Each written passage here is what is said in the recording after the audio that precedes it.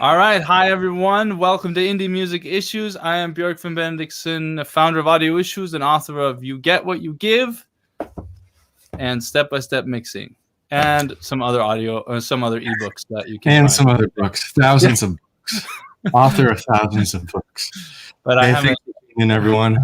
Yeah. I'm Ryan, the founder of the Indie Music Academy, the channel where we uncover the mysteries of the music industry, learn how to grow a larger fan base, and earn income from our music. And thank you for being here with us today. Why don't you say hi in the chat so we can know you by name, and we will be taking questions today. So welcome. Yes, especially this always goes is more fun when you guys are here with us.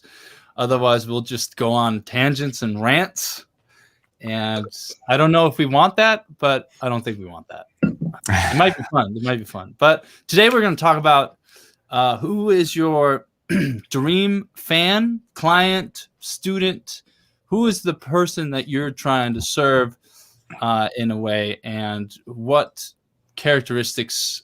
What are their characteristics, and how do you want to create a partnership between them where you both level up in a way, whether that is working with other musicians as an engineer or trying to find fans as a musician / producer, or being a musicpreneur or online business owner in the music industry, trying to find customers and clients. Who are they? Where are they? And how can you grow your audience by sort of telling them that you exist, I guess. Yeah, seriously. Well, it's such an important subject because, and I kind of tease this in my email if you're on my list, but a funny thing happens when you narrow down your audience to, the ideal dream person, right? What we're going to talk about today. Something funny happens where you actually reach more people instead of, it's counterintuitive to what you would think, right? If you narrow down, you actually reach more people. And so that is really the reason why we chose this topic, why it's so important, and why we hope you guys think it's important too. So we have a couple people business. It's actually business 101 in a way, but we are.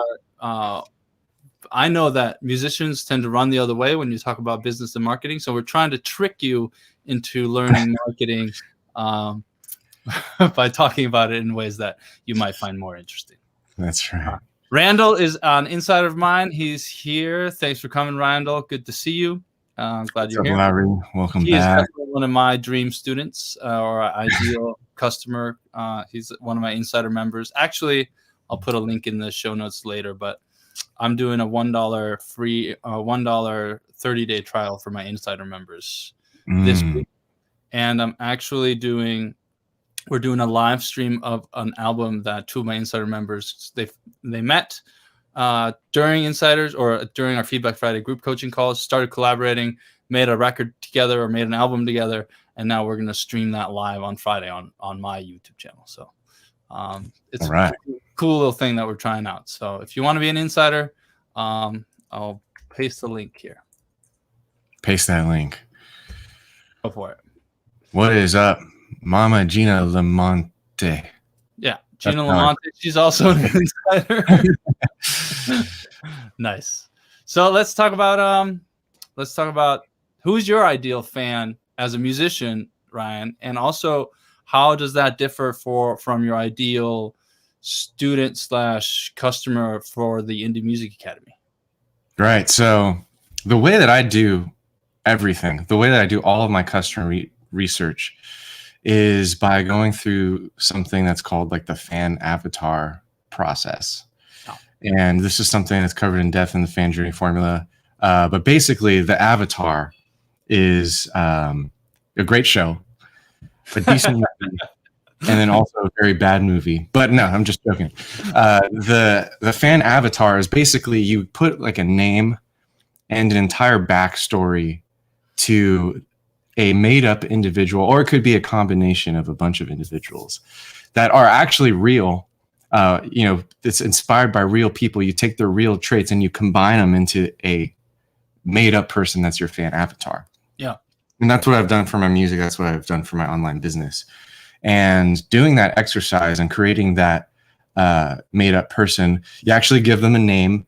You give them kind of like a backstory, you know, and you can be creative. You give them like a job. You give them the hobbies, what they like to do. You basically create this person that is in love with your music, and you use that fan avatar as a guide for your artist branding and how to move forward and how you create your content, how you speak to your audience. So that's the process that I go through. It's probably similar to what you've done in the past as well. Yeah. So I have an exercise in my, it's sort of I call it the customer canvas. It's based on like the lean canvas or the small business canvas, which are all like sort of start from the startup world of how you, it's like a business plan. Like the lean canvas is like a business plan on a sheet of paper. So I took that and I drilled down into the customer part of it and made a customer centric canvas, if you will. And that's all about like, what problems are you trying to solve for your customer? And what are their hopes and dreams? And what are their pains and fears? Put another way, what are they trying to achieve by solving their problem? And what are they trying to avoid by solving their problem? Like two ways of thinking of it. What is the one tangible result that you can give them? You know, in my case, it's like a professional mix or a released record.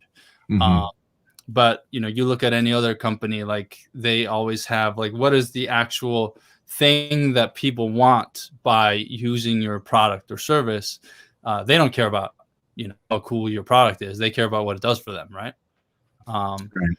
And you might get some brand loyal customers later on down the line, but your product has to work for them and give them those first, right? Because otherwise they'll have to find another substitute. They will have spent money on something that didn't work, and then they go somewhere else.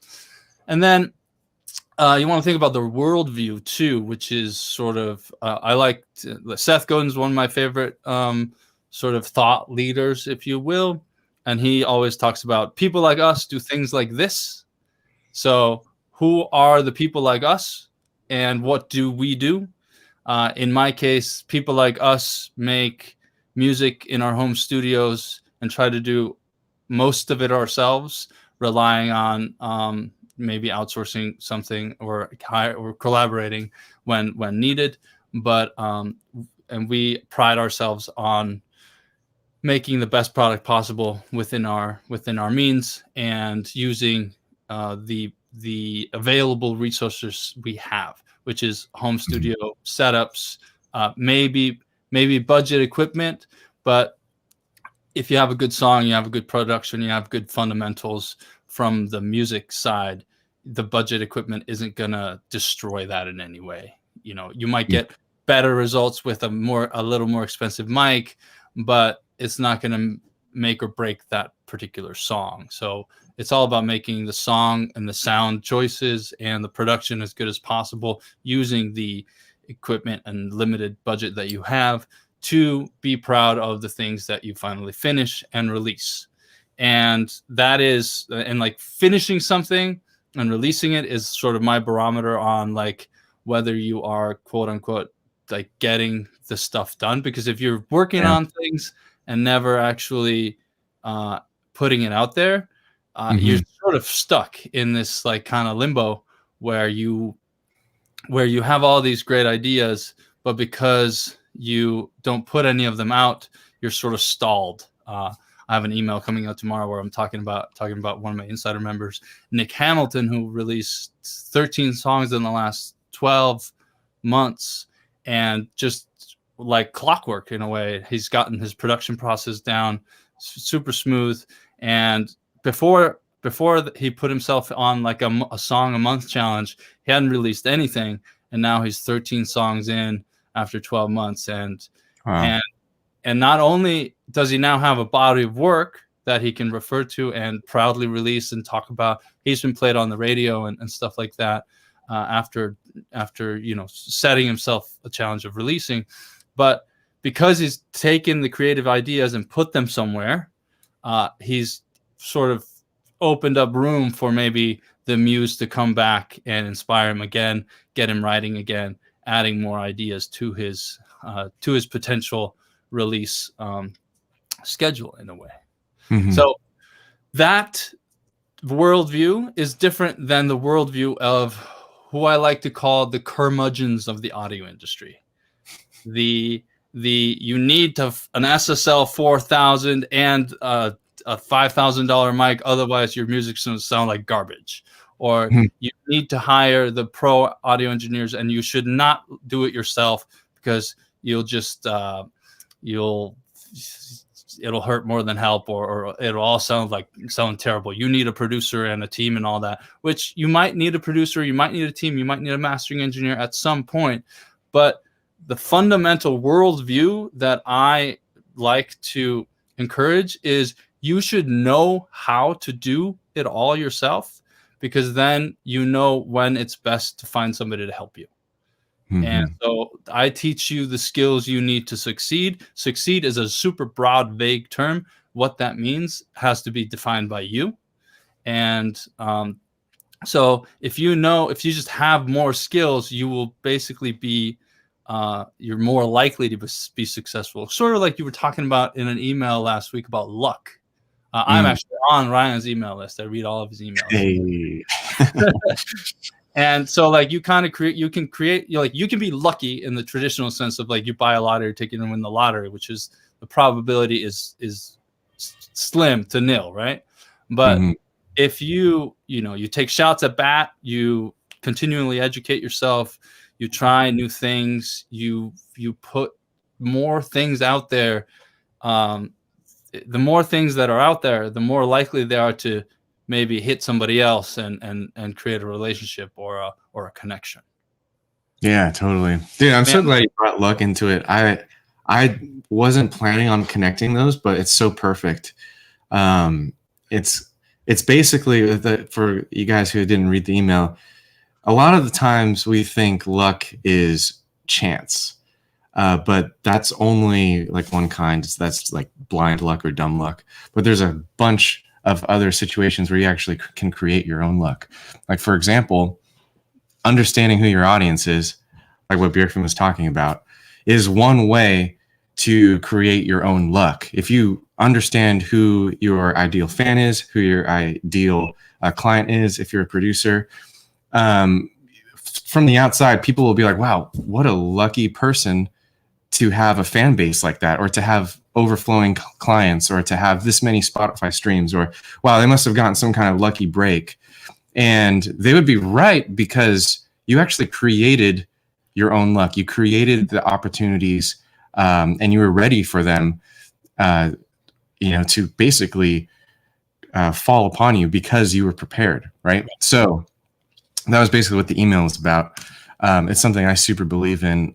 Pretty much all the luck I've ever had, I've never won a lotto ticket. All the luck I've ever had was because I did something to either take advantage of another lucky situation that I was, the beneficiary of, or I had some kind of skill where someone else got lucky and they needed help and they needed me.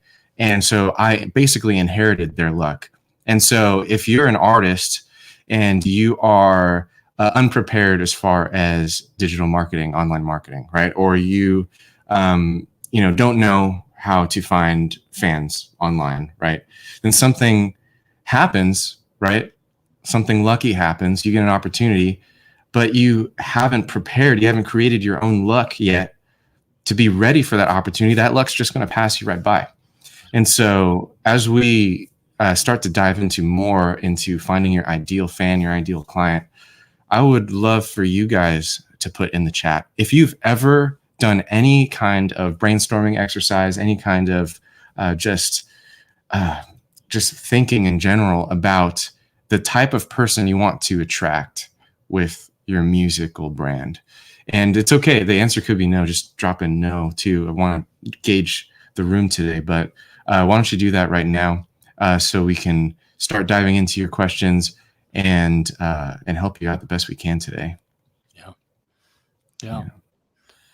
There's another thing about talks more about clients, but we can talk about fans too. It's this thing about qualifying and disqualifying customers. Mm-hmm. And so So for a fan, right, you have to qualify a fan, and an easy qualifier is if they even like your genre of music, right? Right. For a customer, it's always about like if they are actually going to buy your products or enlist your services in any way. And so like that's how you qualify clients, is like if you you put offers in front of them, and like you say, I have this thing, I think it might help, do you want it or not? I mean, that's an oversimplification, but that's basically what it is. And if people say no, there can be various reasons why. It could be a price issue, it could be a that's not what they're looking for in the moment, they're not ready. A good example of like not being ready is like, it's really hard to pitch your services as a mastering engineer if the band is still recording or producing their songs. They're not even thinking about mastering at that point, unless they have a relationship with a mastering engineer. But you sort of have this like window of your services depending on what you offer.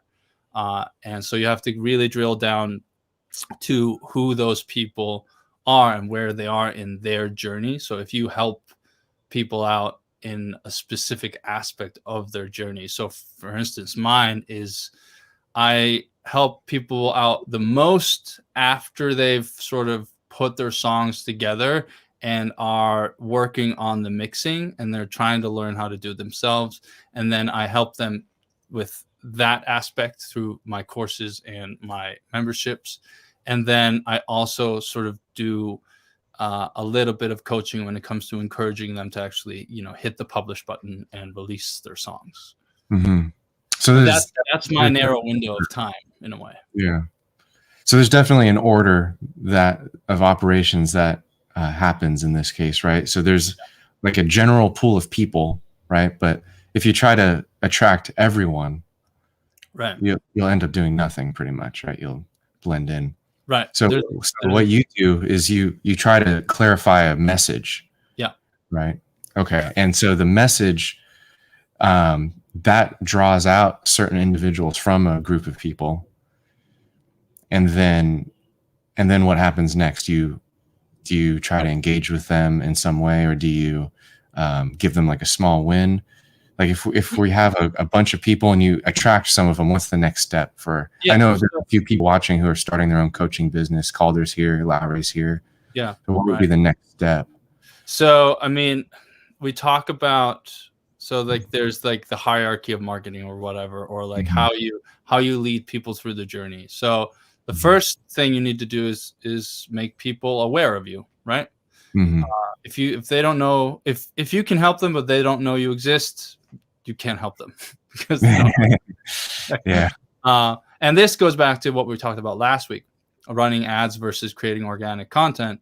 That talks all about the awareness side. It's just like it happens to be if you're watching this on a replay, go and watch that episode and then come back here, because that's about awareness and making sure that people are aware of what you do and what you can do. You do that through content or paid advertising.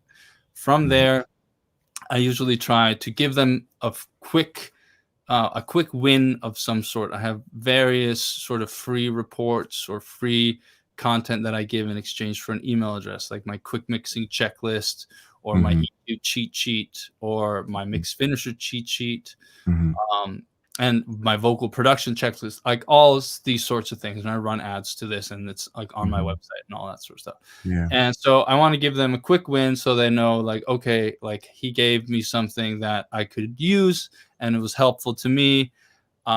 Maybe I'll stay on his email list, right? Yeah. Because like we're skeptical, everybody's, especially like today, like consumers in general or anybody signing up for an email is skeptical about like, what does this person do for me? Like, does he just like want my money and give me some garbage in return, right? That's kind of like, that's sort of what we're dealing with, but that's on you to sort of change. You have to change their mind about who you are and why they should know, like, and trust you. That's like those three things always people, marketers in particular, talk about, know, liking, and trusting, because at that point, they're more likely to take the next step with you, which is whatever else you offer that isn't free. So I free is like a filter too, in a way. Yeah. Right. Yeah. If you give them a quick win, but then it's like not the win that they need or not the right time or whatever it is, then they're just going to filter out as well. And that's okay. Yeah. Yeah. Okay. Because like and there's a really good book called Built to Sell that talks about a graph. Like it's kind of like it's one of the reasons I wrote You Get What You Give, which is sort of a business parable, is written as a novella in a way, is because I read a lot of business books that are sort of written in the story format. And I wanted to do something like that for audio engineers and music producers. Mm-hmm. But in Built to Sell, it's this graphic design agency that does everything for anybody who pays, and therefore is trying to do too much and isn't specified enough, isn't niche enough, isn't really doesn't really focus on doing what they do best. And it isn't until they do that their business starts actually growing or is more solid, and it starts, being fun for the main protagonist, who's the CEO of the company in this story. But that's really so. Like you want, like I could talk about production, recording, live sound, and I have in the past, but it's the most fun to talk about mixing. I have the most experience with it, and I have the most experience with like making my own records in a home studio and helping others out in a home studio. So it made the most amount of sense to me to sort of simplify the mixing process, and because it's a little more technical and a little more complicated than maybe recording a song, because you just have to have decent equipment and a good performance and an average to good mic, and then and if you do that well enough, you should have a mix ready recording. But EQ, compression, reverb, delay, saturation, all the things that I talk about in step-by-step mixing, like that is complicated to sort of the layman musician. And I want to demystify all of that, because it's not really that hard. You just need to know where to look, and you need to know like sort of the fundamentals, and use the framework that I talk about. Use these 5 plugins, because that's the 80-20 of mixing. We talked about 80-20 2 weeks ago, I think. Mm-hmm. And that's like the 80-20 of mixing is like, if you learn EQ, compression, reverb, delay, and saturation, those are the only processors you need to get to, get 80% of the way there. Mm-hmm. And so that's sort of my narrow focus for my audience in a way. Yeah. So to back up a little bit, there's a group of people, mm-hmm. like general world, right? Yeah. Non-specific. Yeah. But then you have a message. You have basically a brand mm-hmm. that draws people out of the crowd, right? Yep. So that's step 2. Yeah. And you can do that through content, through being different, through telling stories. And then the next step is to get them a quick win, and you do that by giving away something for free. Yeah. And then from that point on, a crucial step that you mentioned is that you also have to have a product that's actually needed. Otherwise, like going back to the customer, you have to solve a problem. You have to know what problems they have. And but the know, like, and trust factor, I like to do through storytelling. Mm-hmm. Like I have a pretty unique story, and like kind of, and I like writing and writing emails and sort of putting funny anecdotes into story that sort of relates to mixing or music production in a way. So that's how I get people to know, like, and trust me enough to care about whether I can actually solve their problems. Mm-hmm. And so using your email list or your content in some way, you kind of want to share your story a little bit at the same time as you're, focusing on what they're struggling with. Yeah. Awesome. Let's say hi to a few people who just popped in. Yeah. So let's see. Justin is here. Thanks for tuning in. Calder's been going ham in the chat. Love Calder. Got some good questions. Josh is in. Thanks for tuning in. Doug, good to see you. I think what we should do is I need a Well, nickname like Crossbow. I know. Crossbow. Yeah, dude, no one's gonna mess with you if your nickname's Crossbow. Yeah. Okay, can we just take a moment to appreciate the little cartoons of us at the bottom? Yeah, that's the Audio Issues brand through and through right there. Yeah. Man, I've graduated. I finally made it. Yeah. Yeah. So You let's- have. Yeah. Go ahead. Oh yeah, I was just gonna comment on that. I think there's a good one. Once I've identified my fan avatar, I'm not clear how I might use that to decide how to release my music. That's exactly what I wanted to kind of tie in next. How do you take this exact same, I think it was 5 steps, right? Basically what you laid out was the 5 steps to bringing a product to launch with the correct audience in mind, right? But if you're a musician, your product is yourself, right? Your music, if you're a musician. Yeah.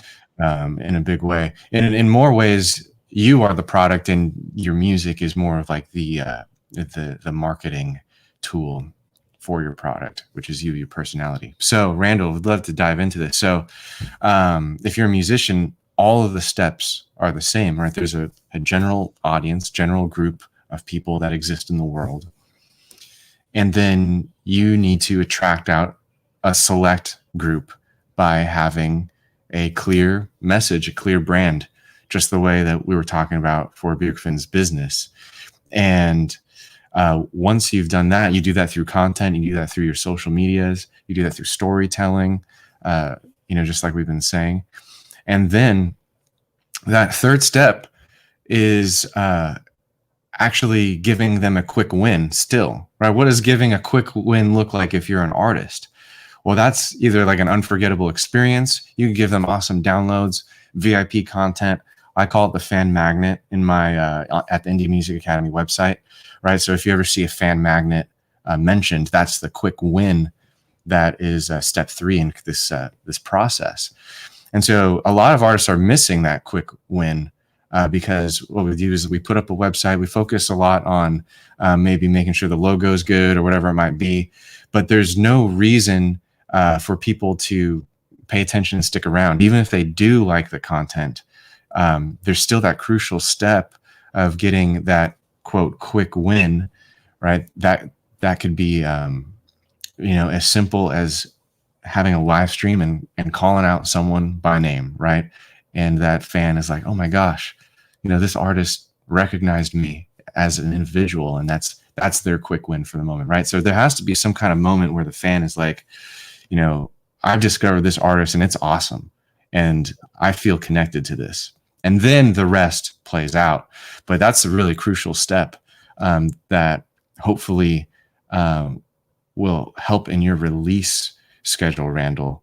Just try to find where that connection is made when releasing your songs. And let me know if that answers your question, or if you have a follow-up question, just drop it in the chat too. Yeah. ST Burn Sal. Thanks. Yeah.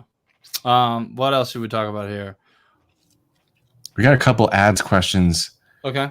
It's almost like they want us to continue the stream of last week. Oh, right. I mean, that's fine. I mean, we can do follow-up questions for sure. That's good.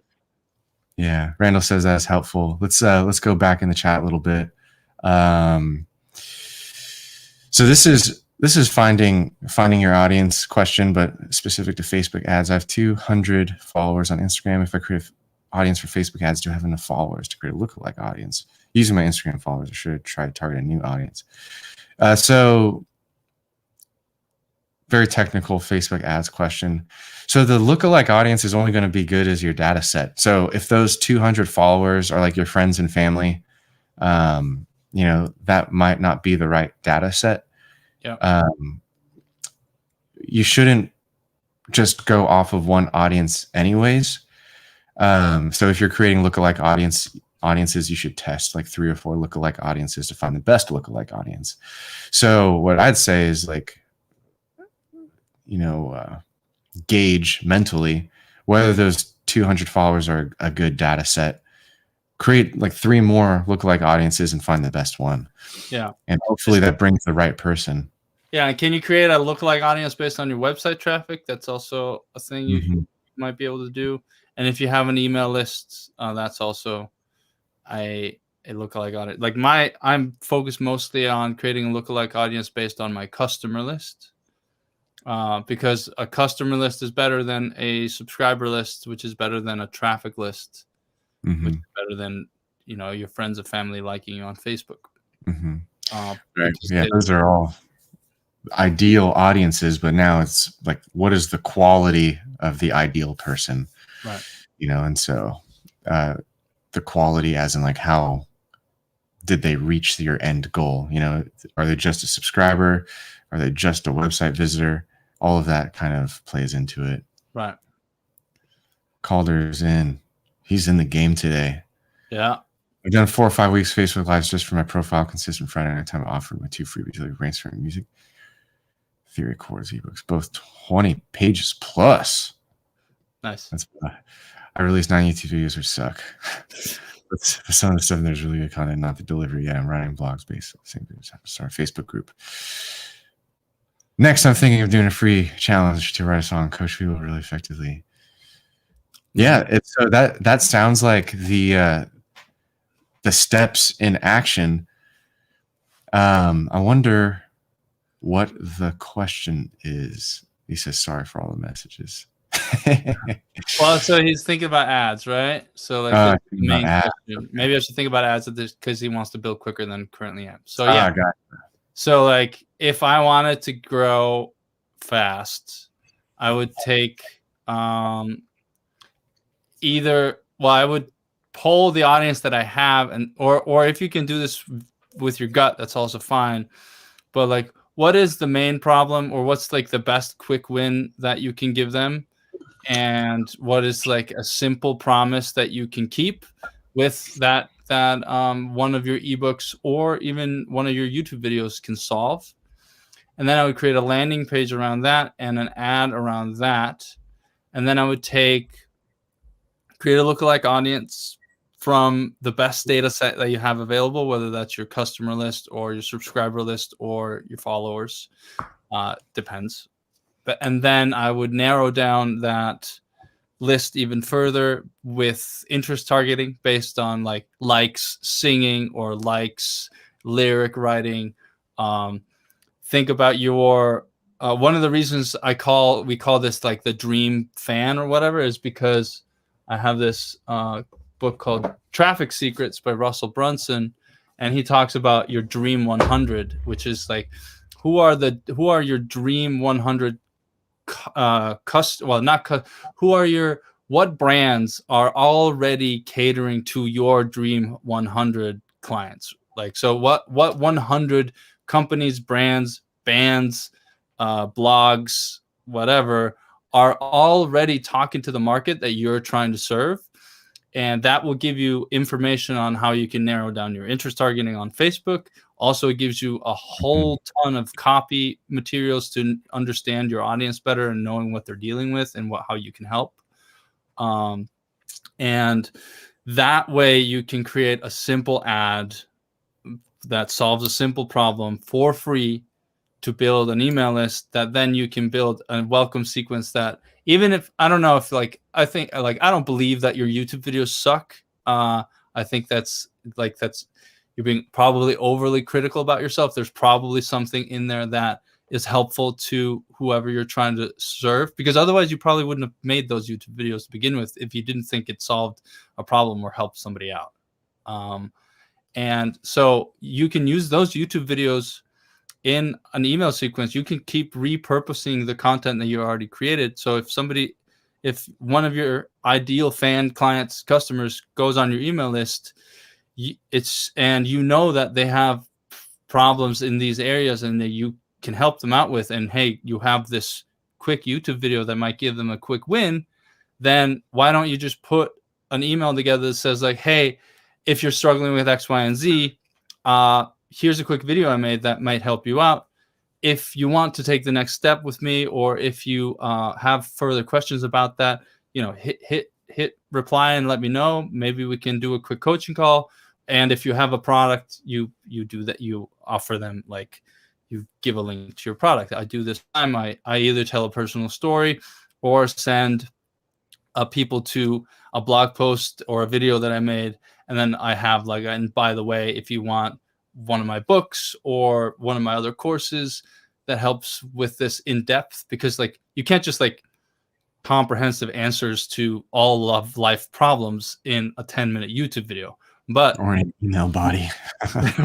yeah, but and which is why we create products, which is why I put things into courses, because it's like, I can't answer the same questions all the time over and over and over and over again. My web, that's what my website does. If people have questions, I send them to, a free article, low price book, and then sometimes one of my bigger courses, and it's up to them to pick what they feel is right for them based on their, ability to pay, willingness to solve their problem, and just like how much of an impact or how much of an investment they really want to make in themselves, in a way.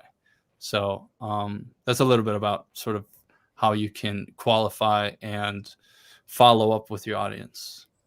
And so yeah, that's another monologue by yours truly. It's all good. That's half the fun of these things. Yeah. I hope that was helpful, Calder. That maybe gave you too many ideas, but yeah. It might have.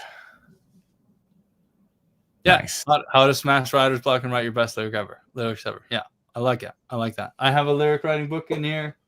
I wrote, for similar problem solving purposes. So you find people that are more prolific in their songwriting than me. I'm a dabbler as a musician. I'm more of an audio engineer educator than anything else, but that defines your audience too. So like, you're looking for lyric writers or songwriters that maybe are better at writing the melodies and the songs, but not great at the lyrics, and they don't have Bernie Taupin to like help them out every time. And so you might be the guy to help them. Alex is here. He's an insider as well. Nice. Curious about what types of valuable content / lead magnets you think would work well for a prog rock band's audience. I'm thinking stuff that would excite other musicians. So is it for fans of the prog rock band? Because I feel like there's a difference between what I offer as lead magnets and what Ryan as a songwriter musician offers as fan magnets, in a way. So follow up with me. So we're talking about like an experience for fans, right? And so what would that be? Like behind the scenes stuff, maybe some unreleased songs. One of my insiders, Nick Hamilton, he's finishing another song, this 14th song or something, because he wants to have one song that is only available to his Bandcamp audience. So creating some exclusivity that way can be a good idea. Yeah, so like get an unreleased song, get a B-side, like you get diehard. If you can cultivate diehard fans, you will get the people that want to buy anything. It's like The 1,000 True Fans by Kevin Kelly, which is an essay that everybody should write or should read. They should not write it. But it's the once you have diehard fans, they'll buy anything from you. Like Traffic, like this is the box set that I bought. Like, I am a diehard fan of Russell Brunson, and it's like $127, and I own all those books on Kindle. So like that's the sort of ideal fan that you're trying to create, like somebody that you've been helping out for so long that he just like he'll buy the box set. Like Kevin Kelly's essay says this, like you want the fan that drives 100 miles for your show, buys the box set, the vinyl, the CD, and the download bundle, plus all of the merch. You want those people. Yeah. How do you get there? Through storytelling. Yeah. And also like Right. I find that audio engineering is quite a dry subject, right? We talked about this in our first episode, I think, like the real problems versus, or like $3 problems versus $30,000 problems. Mhm. Of like, it tends to get pretty boring to talk about like how to EQ a kick drum or what reverb to use on a vocal or whatnot, because it's also like depends is always the answer, and like use your ears is a cop out advice when like you can't really obviously you should use your ears, but you need like my students definitely need more practical advice than use your ears. However, that's why I like to storytell. That's why I like to put personality into like these somewhat dry technical subjects, you know. And also Right. why I wrote a business book in the music industry and try to make it rock and roll and readable, because like I said before, like musicians tend to be very hesitant about wanting to do the business of marketing, because they may have some sort of limiting belief that makes it so that they feel like they feel like they For me. sorry. The record label will do it for me. Right. They don't want to do it, or they feel like they're selling out. Yeah.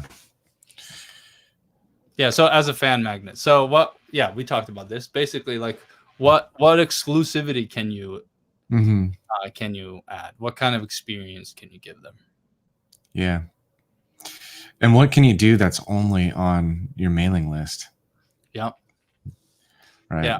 I Email's like really my versatile. email list is like there's so many emails that I never post publicly. Like I'll only send them out to my email list. Don't create blog posts out of them and things like that. Yeah. That's hilarious. It says here, sharing your story on the fact we're all would pause, maybe some guitar tabs, list stems, live stream hangouts, stuff like that. Yeah. A band that does this really well on their Patreon and their Facebook lives is another insider member of mine. The Promise is Hope, Eric and his wife Ash. They're in Boston, Massachusetts. They have an active Patreon. I'm a Patreon member of their band, and they do really great live streams and incredible engagement with their audience.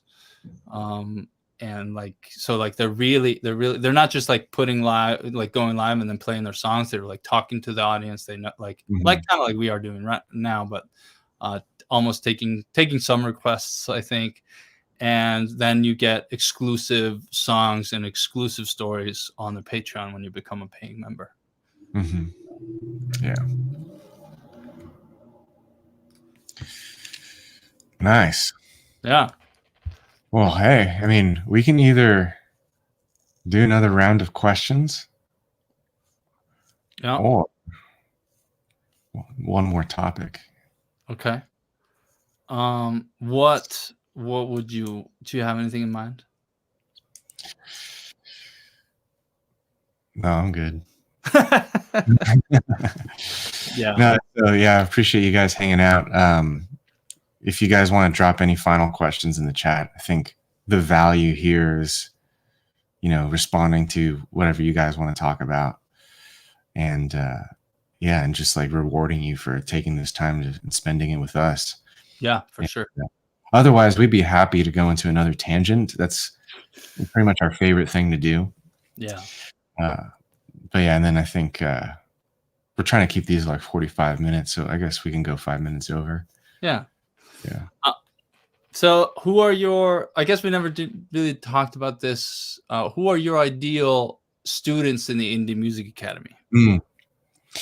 Yeah. So a lot of that starts with the like the videos and the blog posts that I write.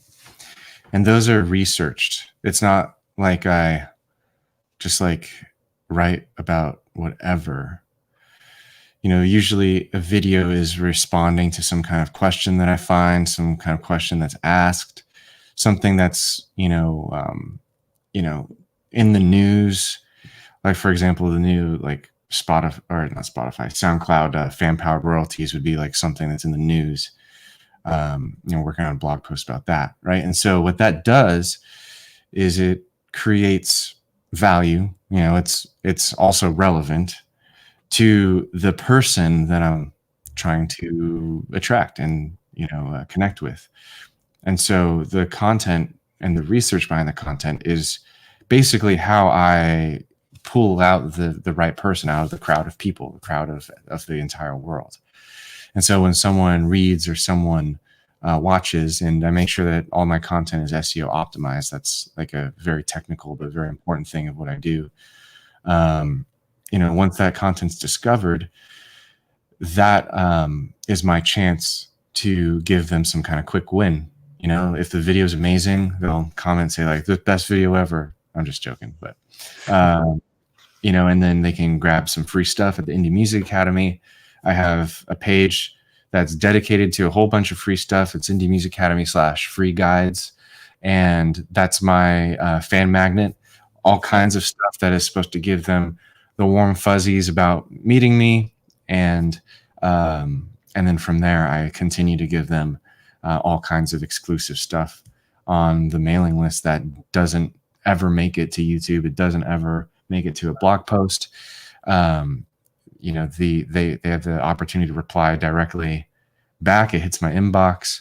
So it's a very, similar setup to what you're doing. Yeah. It's extremely similar setup to, what I have my artists set up for their music. Because at the end of the day, musician or business person, whatever you categorize yourself as, it's all about building relationships. And so as a musician, building relationships, kind of doing the same thing. Your content wouldn't necessarily be like a blog post about, the music industry. It would be your music and your personality on display. Yeah. And actively inviting people to take the next step into, and also educating them on what the next step is. A lot of fans don't understand the right way to support you, and their presumptions about that might be different than what you're trying to get them to do, and it's a total mismatch. So just communicate with them the next step that you want them to take, and if that's downloading your fan magnet, joining the mailing list, if that's what you want them to do, communicating that clearly and in a natural way and making it a part of the content is also crucial as well. Yeah, definitely. Mm-hmm. Yeah. And your journey is their journey for you, where it's most applicable for them to use your services or read your content, is sort of like when they're building their careers, when they've decided that to do it maybe more seriously than being a dabbler. Mm-hmm. They want to see some success or results, or whatever that means to them. Right. And we sort of share a little bit of an overlap if we think about what range we are helping helping our audience, which is why it's like it's a perfect show for us, because we're talking to sort of the same people.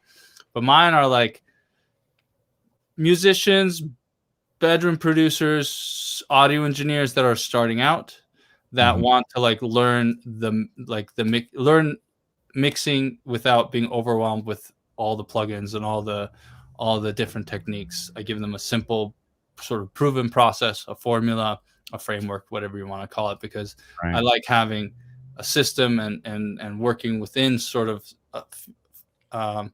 steps. That's why step-by-step mixing is such a good title. And then on top of that, so that's my ideal client. It's that's who I can help the most. And then you have the subset, which are my insiders, which are the people that have sort of gotten the gist of the mixing, but now they're just continuously trying to improve. Mm-hmm. And those are my dream members, my dream students. is the record releasers. Not the I like to think of them, there's the mix finishers that finish their mixes and are like happy with their and like confident in their abilities, but then maybe don't necessarily take the next step, and which I find a little sad sometimes, because I feel like you should release your music to the world, if only to take that psychological step. But then you have the record releasers, and the record releasers are the people that hit the publish button and actually want to promote what their work and what they're doing. Maybe to crickets at first, but I had no audience when I started either. So I think that's just how the world works. Yeah. Even if it is crickets, it's crickets if it just sits on your hard drive too. So right. Might as well tell somebody. Yeah, there's no downside. Right. Yeah, you just learn a lot. Like my first product was a complete failure, but I learned a lot about making products, customer research, outsourcing, using contractors, figuring out how to sell, those sorts of things, or not sell, to be fair. Yeah. So it's all a learning process. So. Awesome. All right. I think with that said, I think it's time for lunch. Droop Lion says good information. Thanks for tuning in. Yeah. I hope I pronounced the double O correctly. And yeah, thanks to everyone for tuning in.